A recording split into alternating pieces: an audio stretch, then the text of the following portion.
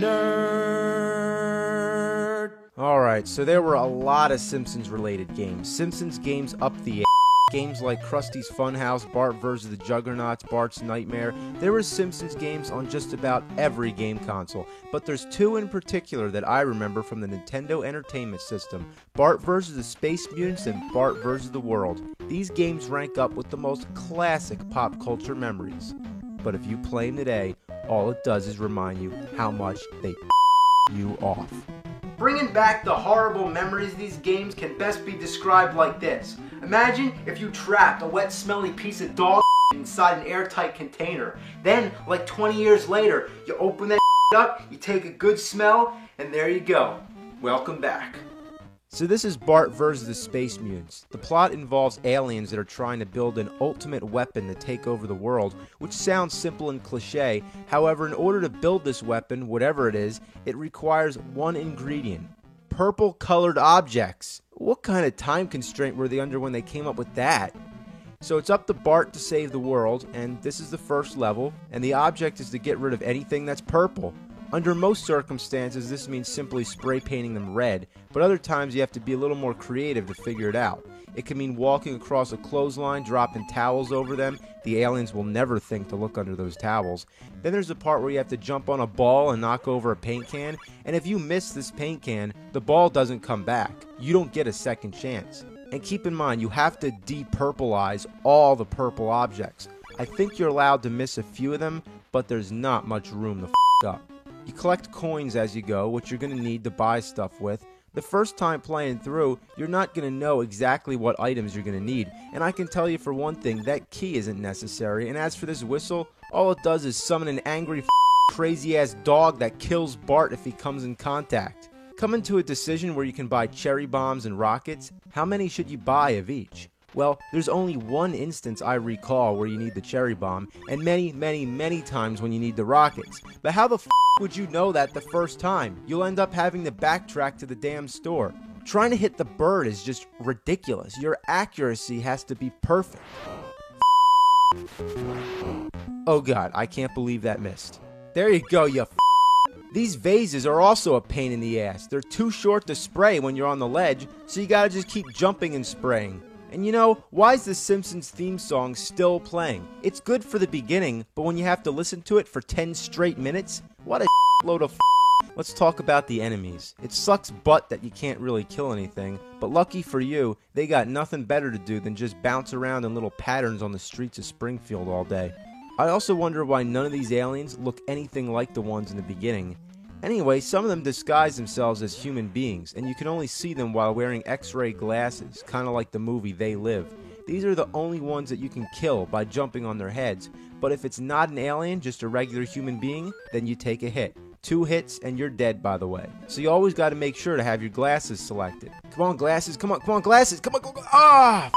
Farts. Sometimes I just jump on them out of pure gamble because I don't feel like selecting the glasses. You don't need to kill them anyway, but they leave behind letters. Collect them all to spell Maggie, then she'll help you during the boss battle.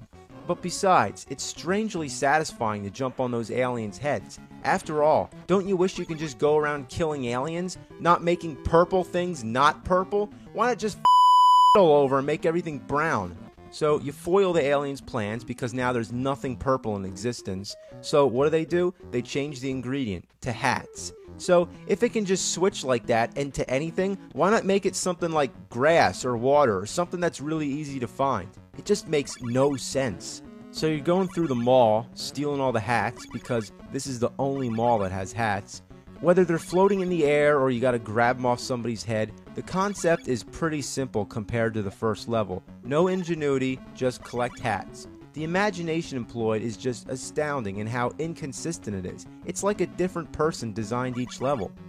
It's also really funny that people just casually walk by. If I was walking through the mall and I saw giant bouncing donuts and killer marshmallows, walking shoes and spring jumping shoes, moonwalking shoes, paper bags with legs, paper bags with scary heads, and killer towels, I think I'd my pants.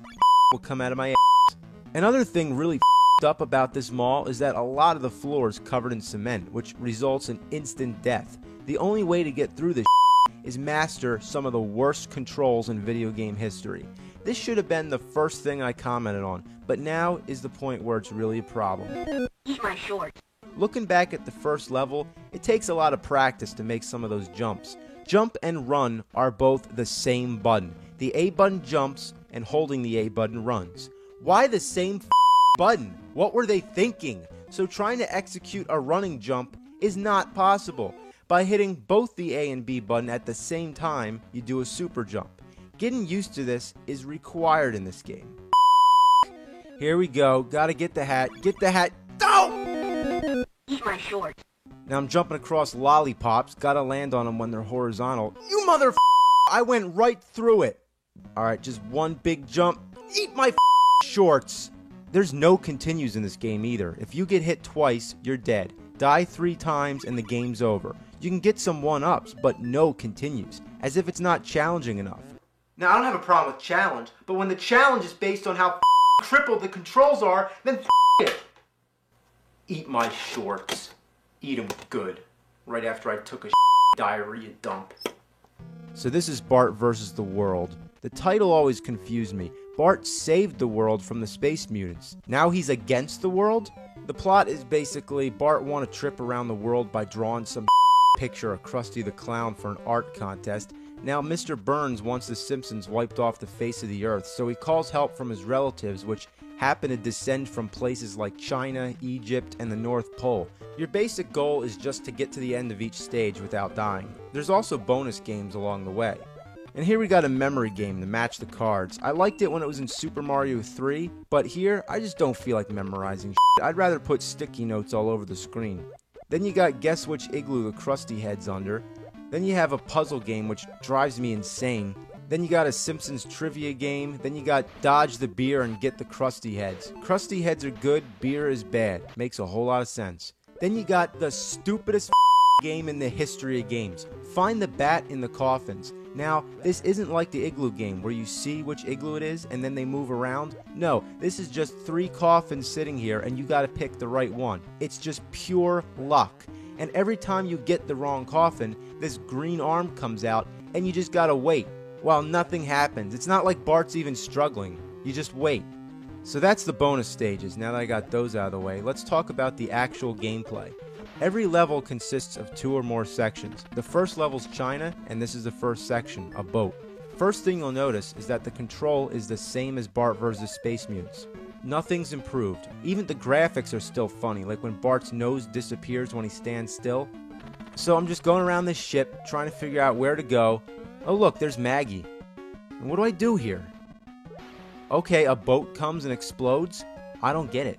Now, where do I go? I'm stuck here. Maggie, can you help? No? Well, suck my Guess I'm just gonna commit suicide. Love how Bart doesn't even give a He's pretty depressed. I'd be too. The next section's the Great Wall of China. What really brings my to a boil is that dragon. The fact that you have to be so accurate to get through that damn doorway. Oh, and these ramps? Them to hell. You gotta be going fast to go over them, but you always seem to hit something that slows you down, so you gotta go back just to regain your speed. Oh. So then you got Fu Manchu Burns. He's pretty easy. Moving on to the next level, the North Pole. Of course, unless your jumping is dead on, you'll end up falling right through the platforms. Ugh, going up these things is just tedious as all hell. Like, god. These glaciers are the worst. To make them move, you gotta jump on them, of course. Getting across them is a and trying to avoid the birds is a mother. Alright, here we go. Damn! The boss battles with the Abominable Snowburns. Obviously a takeoff of the Abominable Snowman, which isn't from the North Pole. Next up is Egypt. Follow the blocks, follow the blocks. Look, what a piece of At the end you got Ramses Burns, who's also pretty easy when you find out how to kill him. Now, believe it or not, you're in the final level of the game, Hollywood. The first section's a pirate ship. Your worst enemy is going to be the cannonballs. Hate these things.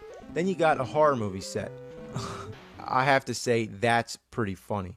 Then the game turns into a maze. Like you go into a coffin, you come out another coffin, you pick a coffin, next coffin, other coffin. Oh, been there already. Going through the coffins, back here again, going to the next coffin, the coffins.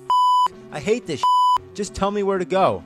Okay, now we got like a million platforms to jump on. This is one of the most boring and difficult parts of any game I've ever played. You go from the left all the way to the right, then up and over to the left again, then back to the right, and it goes on and on and on and on. If you fall, you're dead, and you got to start all the way back from the beginning. It's possible that if you miss a jump, you can land back on one of the platforms, which sucks anyway because you have to work your way back up again, but at least it prevents death. Ugh. God! You know, they got really carried away with this. How long can it possibly go? The first time, I thought there was a glitch in the game, like something was wrong. It looks like the same pattern being repeated again and again.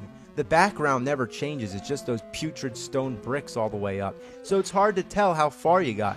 All you gotta do is just keep going up, up, up, up. Have mercy. At least this is the end of the game. All you got left is Eric Von Burns. He's probably the hardest of all the bosses, which is rightfully so. Then you get the end screen which says, "It's too bad you didn't find all the unique Krusty items. We had a special surprise for you." It's like at the end of Bubble Bobble when you don't get the correct happy ending. It's like, you know, you. I beat the game. I don't give a I just wanted to point out that for a game titled Bart vs. the World, there really isn't a lot of the world in the game. No right? Just Egypt, China, the North Pole, and Hollywood? Pretty educational, right? When I was 11 years old, my whole world was video games. Just locked in my room playing Bart versus the Space Mutants and all this crap. I mean, I wasted all my time on this I want it back. It ruined my life. Bart's my and Krusty's my this Now I'm gonna eat my own shorts.